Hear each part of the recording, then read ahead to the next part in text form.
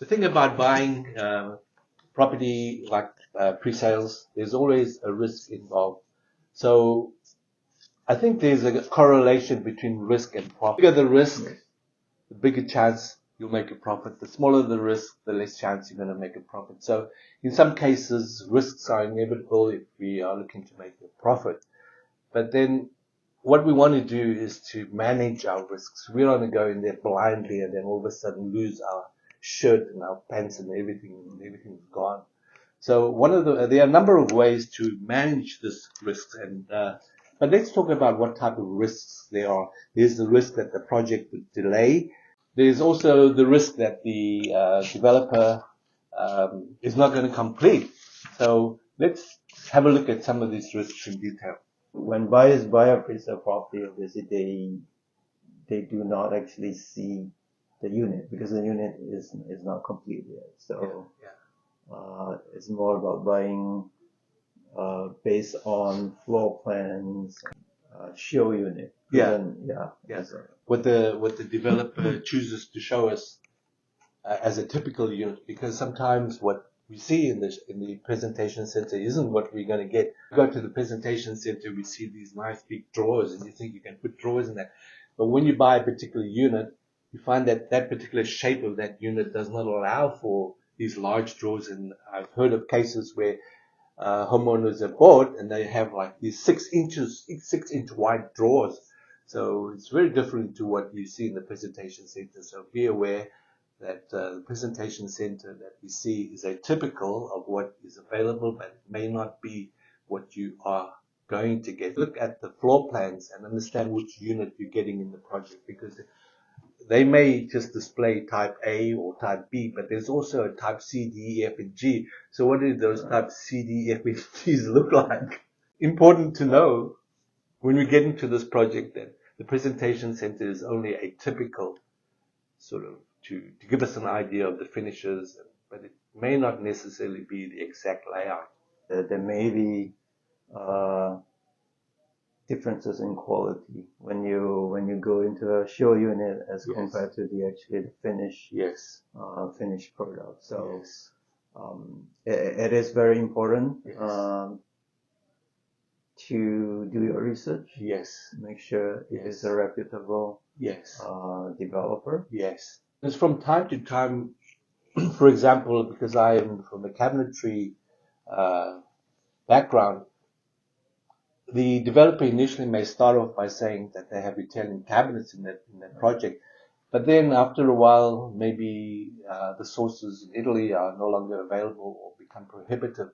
And then the developer might say, well, we're going to go for an option that's similar to the one that was proposed. So what they could do say that, well, we can't get this stuff anymore. We're going to use an alternate supply, local supply. And in some cases, in the disclosure statement, there may be a clause in the disclosure statement that says they are allowed to make these kinds of material changes. So when we buy into pre-sales, we have to read through the disclosure statement, the legal documents, to understand what the developer is able and not able to do, what changes they can make and what changes they cannot make.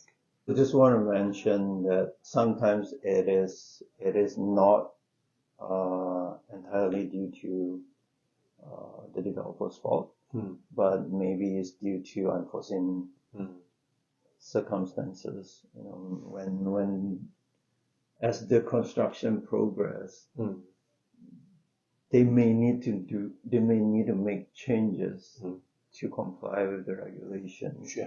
So again, there may be some unforeseen circumstances that cause the developer to change the design or the spec of the unit. Sometimes it's impossible to prevent a delay if or for example, if there's what we had in recent years, COVID-19, these are things that happen globally that the developer does not have control over. So when we are planning to buy into these projects, we should have a contingency plan in place. If there's a delay, what are we going to do? Are there enough finances available? we have to wait a little while.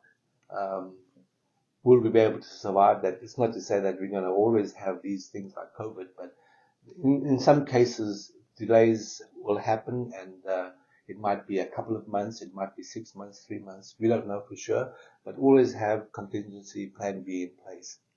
And also don't forget about risk with in terms of changing market. The economy. If market changes, it may affect the value of the property, and may also affect the expected capital appreciation, or the capital appreciation that the buyers are expecting. Changes with personal circumstances like employment, family circumstances, health.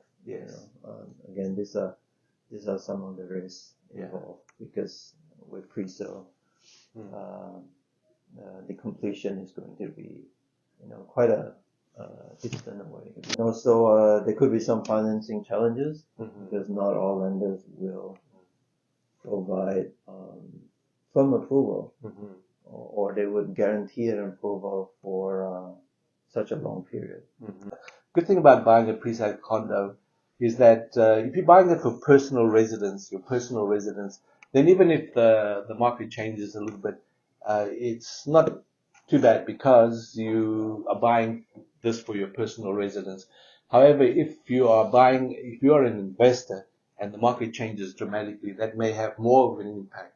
But as your personal residence, you're going to be living somewhere anyway, so it's not going to be impacted, because in the long run, unless you bought a really bad project, the chances are that the home will continue to appreciate, and you're not going to be losing money, because you're going to need to have a place to live anyway.